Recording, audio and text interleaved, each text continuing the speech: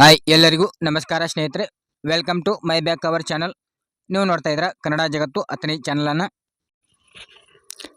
ಇವತ್ತಿನ ವಿಷಯ ಏನಪ್ಪ ಅಂತಂದರೆ, ಗೃಹಲಕ್ಷ್ಮಿ ಯೋಜನೆ ಏನಪ್ಪ ಅಂತಂದರೆ DBT ಸ್ಟೇಟಸನ್ನು ಯಾವ ರೀತಿಯಾಗಿ ಚೆಕ್ ಮಾಡೋದು ಅಂತ ನೋಡ್ತಾ ಹೋಗೋಣ.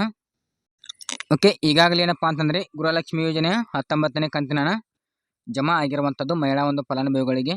ಏನು ಇದರಲ್ಲಿ ಏನಪ್ಪ ಅಂತಂದರೆ ಕೆಲವೊಬ್ಬರಿಗೆ ಜಮಾ ಆಗಿದೆ, ಇನ್ನು ಕೆಲವೊಬ್ಬರಿಗೆ ಜಮಾ ಆಗಿಲ್ಲ ಅಂತಲೇ ಕೂಡ ಹೇಳ್ತಾ ಇದ್ದಾರೆ. ಇವತ್ತು ಏನಪ್ಪ ಅಂತಂದರೆ ಒಂದು ಕ್ಲಾರಿಫಿಕೇಶನ್ ಕೊಟ್ಟುಬಿಡ್ತೀನಿ ನಿಮಗೆ. ಗೃಹಲಕ್ಷ್ಮಿ ಯೋಜನೆಯ ಅಮೌಂಟ್ ನಿಮಗೆ ಬ್ಯಾಂಕ್ ಖಾತೆಗೆ ಜಮಾ ಆಗಿದೆಯಾ ಅಥವಾ ಇಲ್ಲವಾ, ಮತ್ತು ಯಾವ ಒಂದು ಬ್ಯಾಂಕ್ ಖಾತೆಗೆ ಹಣ ಜಮಾ ಆಗ್ತಾ ಇದೆ, ಮತ್ತು ಹಣ ಜಮಾ ಆಗಿರಲ್ಲ ಅಂತಂದರೆ ಅದಕ್ಕೆ ಏನು ಮಾಡಬೇಕು ಅನ್ನೋದನ್ನು, ಮತ್ತು ಏನಪ್ಪ ಅಂತಾರೆ ನೀವು ಯಾವುದೇ ಒಂದು ಗ್ರಾಮ ಆಗಲಿ ಅಥವಾ ಕರ್ನಾಟಕ ಒನ್ ಕೇಂದ್ರಗಳಿಗೆ ಹೋಗೋದೇ ಏನಪ್ಪ ಅಂತಂದರೆ ನೀವು ನಿಮ್ಮದೇ ಆದಂಥ ಒಂದು ಮೊಬೈಲ್ನಲ್ಲಿಯೇ ಚೆಕ್ ಮಾಡ್ಕೋಬೋದು ಹಣ ಜಮಾ ಆಗ್ತಾ ಇದೆಯಾ ಅಥವಾ ಇಲ್ಲವಾ ಅನ್ನೋದನ್ನು ಕೂಡ ಈ ಒಂದು ವಿಡಿಯೋದಲ್ಲಿ ಸಂಪೂರ್ಣವಾಗಿ ನೋಡ್ತಾ ಹೋಗೋಣ. ಅದಕ್ಕೂ ಮೊದಲು ನೀವೇನಾದರೂ ಮೊದಲ ಬಾರಿ ನಮ್ಮ ಚಾನಲ್ ನೋಡ್ತಾ ಇದ್ದರೆ ಈ ಕೂಡಲೇ ಸಬ್ಸ್ಕ್ರೈಬ್ ಮಾಡ್ಕೊಂತ ಹೇಳ್ತಾ ಬನ್ನಿ ನೋಡ್ತಾ ಹೋಗೋಣ. ಇಲ್ಲಿ ಮೊದಲನೇದಾಗಿ ಏನಪ್ಪ ಅಂತಂದರೆ ನೀವು ನಿಮ್ಮ ಒಂದು ಮೊಬೈಲ್ನಲ್ಲಿ DBT ಅನ್ನುವಂಥ ಒಂದು ಆ್ಯಪನ್ನು ಇನ್ಸ್ಟಾಲ್ ಮಾಡ್ಕೋಬೇಕಾಗತ್ತೆ. ಮಾಡ್ಕೊಂಡ್ಬಿಟ್ಟು ಇದರಲ್ಲಿ ಏನಪ್ಪ ಅಂತಂದರೆ ಮೊದಲಿಗೆ ರಿಜಿಸ್ಟ್ರೇಷನ್ ಮಾಡ್ಕೋಬೇಕಾಗತ್ತೆ. ಇಲ್ಲಿ ಕ್ಲಿಕ್ ಹಿಯರ್ ಟು ರಿಜಿಸ್ಟ್ರೇಷನ್ ಅಂತಿದೆ ನೋಡಿ, ಇದರ ಮೇಲೆ ಕ್ಲಿಕ್ ಮಾಡ್ಕೊಳ್ಳಿ.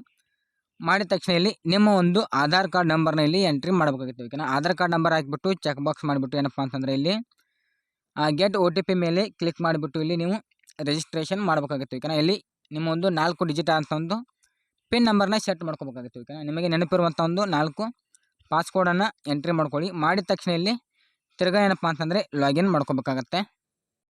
ಇಲ್ಲಿ ರಿಜಿಸ್ಟ್ರೇಷನ್ ಮಾಡಿಕೊಂಡು ಇಲ್ಲಿ ಏನಪ್ಪ ಅಂತಂದರೆ ಸೆಲೆಕ್ಟ್ ಬೆನಿಫಿಷಿಯರಿ ಅಂತಿದೆ ನೋಡಿ, ಇದರ ಮೇಲೆ ಕ್ಲಿಕ್ ಮಾಡ್ಕೋಬೇಕಾಗುತ್ತೆ. ಇದರಲ್ಲಿ ಏನಪ್ಪ ಅಂತಂದರೆ ನಿಮ್ಮ ಒಂದು ಫಲಾನುಭವಿ ಯಾರಿದ್ದರೆ ಅವರ ಒಂದು ರಿಜಿಸ್ಟರ್ ಮಾಡಿದಂಥ ಫಲಾನುಭವಿಯನ್ನು ಇಲ್ಲಿ ಎಂಟ್ರಿ ಮಾಡ್ಕೊಳ್ಳಿ. ಓಕೆನಾ, ನಾನು ನಮ್ಮದೇ ಆದಂಥ ಒಂದು ನಿಮಗೆ ತೋರಿಸ್ತಾ ಇದ್ದೀನಿ. ಓಕೆನಾ, ನಮ್ಮ ಒಂದು ಗೃಹಲಕ್ಷ್ಮಿ ಸ್ಟೇಟಸನ್ನು ಕೂಡ ಇದರಲ್ಲಿ ತೋರಿಸ್ತಾ ಇದ್ದೀನಿ.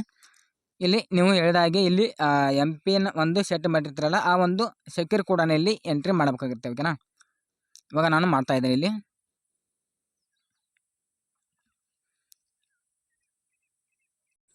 ಓಕೆ, ಎಂಟ್ರಿ ಮಾಡಿದ ತಕ್ಷಣ ಇಲ್ಲಿ ಲಾಗಿನ್ ಅಂತ ನೋಡಿ, ಇದರ ಮೇಲೆ ಕ್ಲಿಕ್ ಮಾಡ್ಕೊಳ್ಳಿ. ಮಾಡಿದ ತಕ್ಷಣ ನಿಮಗೆ ನೋಡ್ತಾ ಇರ್ಬೋದು ಪೇಮೆಂಟ್ ಸ್ಟೇಟಸ್ ಅಂತ ತೋರಿಸ್ತಾ ಇದೆ. Seeding status of Aadhaar in bank account ತೋರಿಸ್ತಾ ಇದೆ.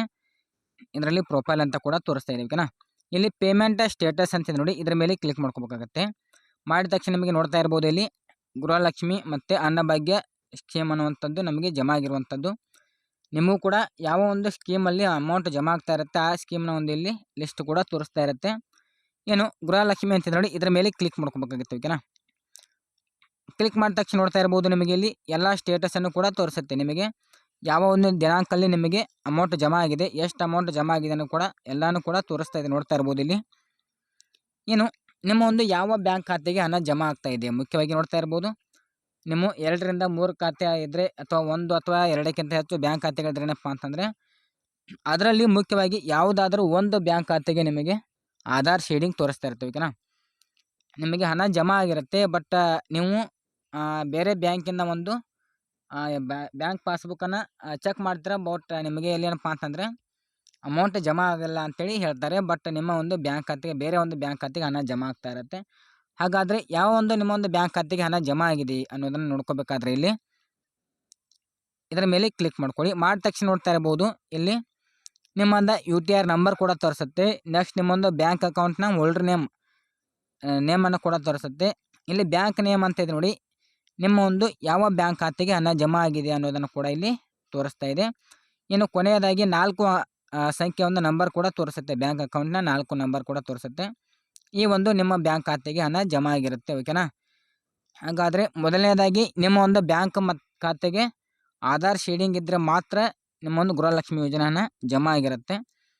ಹಾಗಾದರೆ ನಿಮ್ಮ ಒಂದು ಬ್ಯಾಂಕ್ ಖಾತೆಗೆ ಯಾವ ಒಂದು ಬ್ಯಾಂಕ್ ಖಾತೆಗೆ ಆಧಾರ್ ಶೇಡಿಂಗ್ ಆಗಿದೆ ಅನ್ನುವಂಥದ್ದನ್ನು ಚೆಕ್ ಮಾಡೋಕೆ ಹೋಗ್ಬೇಕಾದ್ರೆ ಮತ್ತೆ ಏನಪ್ಪ ಅಂತಂದರೆ ಅದರಲ್ಲಿ ಬ್ಯಾಕ್ ಬನ್ನಿ. ಓಕೆನಾ, ಬ್ಯಾಕ್ ಬಂದುಬಿಟ್ಟು ಇದರಲ್ಲಿ shading status of Aadhaar and bank ಅಂತ ನೋಡಿ, ಇದರ ಮೇಲೆ ಕ್ಲಿಕ್ ಮಾಡ್ಕೊಂಡ್ಬಿಟ್ಟು ಇಲ್ಲಿ ಎಂಟರ್ ಆಧಾರ್ ನಂಬರ್ ಅಂತ ಇದೆ ನೋಡಿ, ನಿಮ್ಮ ಒಂದು ಆಧಾರ್ ಕಾರ್ಡ್ ನಂಬರ್ನ ಇಲ್ಲಿ ಹಾಕಬೇಕಾಗುತ್ತೆ. ಓಕೆನಾ, ಆಧಾರ್ ಕಾರ್ಡ್ ನಂಬರ್ನ ಹಾಕಿಬಿಟ್ಟು ಇಲ್ಲಿ ಗೆಟ್ ಶೇಡಿಂಗ್ ಸ್ಟೇಟಸ್ ಅಂತ ನೋಡಿ, ಇದರ ಮೇಲೆ ಕ್ಲಿಕ್ ಮಾಡ್ಕೊಳ್ಳಿ. ನೋಡ್ತಾ ಇರ್ಬೋದು ಇಲ್ಲಿ ನಿಮ್ಮ ಒಂದು ಅಪ್ಡೇಟ್ ಮಾಡಿರುವಂಥ ಒಂದು ಡೇಟು, ನಿಮ್ಮ ಒಂದು ಯಾವ ಬ್ಯಾಂಕ್ ಖಾತೆಗೆ ಆಧಾರ್ ಶೇಡಿಂಗ್ ಆಗಿದೆ ಅನ್ನೋದನ್ನು ಕೂಡ ಇದರಲ್ಲಿ ತೋರಿಸ್ತಾ ಇದೆ ಓಕೆನಾ.